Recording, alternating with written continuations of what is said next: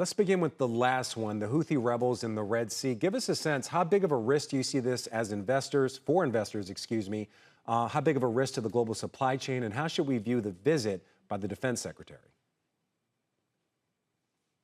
These attacks are brazen. I mean, there are two U.S. carriers stationed in the Mediterranean, and that does not appear to be deterring the Iran-backed Houthi rebels who claim that they are attacking internationally flagged vessels that are tied to Israel.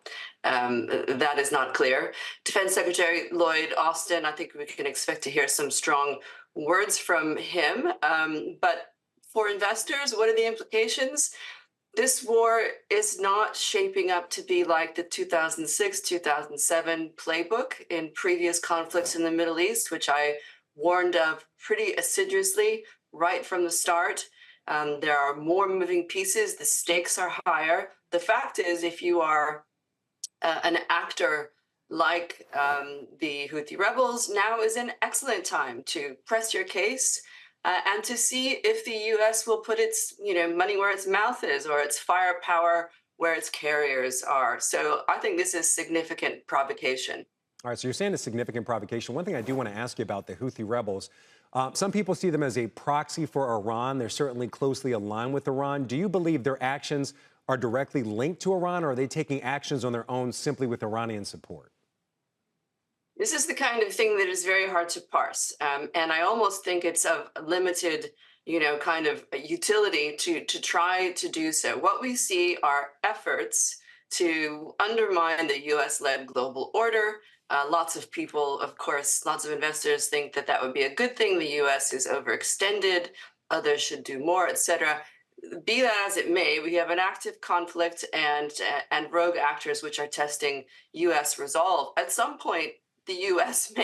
may and I think is more likely to respond now than during past provocations. We're talking about, I think 16,000 drone attacks.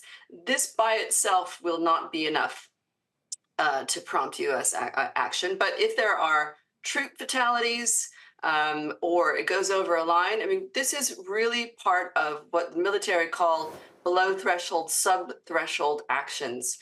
Iran can invoke plausible deniability when it comes to Houthi rebels. It doesn't control them, and that gives it a lot of cover while still being able to test us. So plausible deniability there. I want to touch on one more thing. The war in Ukraine, we saw the EU fail to pass a $54 billion aid package. Aid package is stalling here in the U.S. How should investors view that? This conflict, it just continues to go on and on. I think many people thought it would have had some type of conclusion by now. Well, anybody who thought that was wrong, and none of my clients would have thought that, because wars last a long time, unless we're talking about the Falklands or Grenada, which are huge exceptions in the arc of military history. Putin will not go to the negotiating table as long as he thinks he might have a new U.S. president in the White House in 11 months' time. There's no incentive to do so.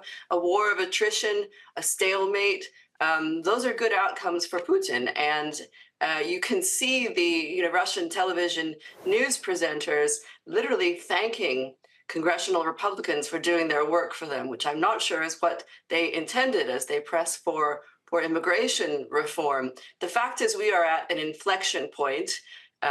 We can't use naughty words on television, but there is a blank around and find out. We're about to find out if we don't get our act together. Now, Chuck Schumer has insisted that the Senate stay in a while longer.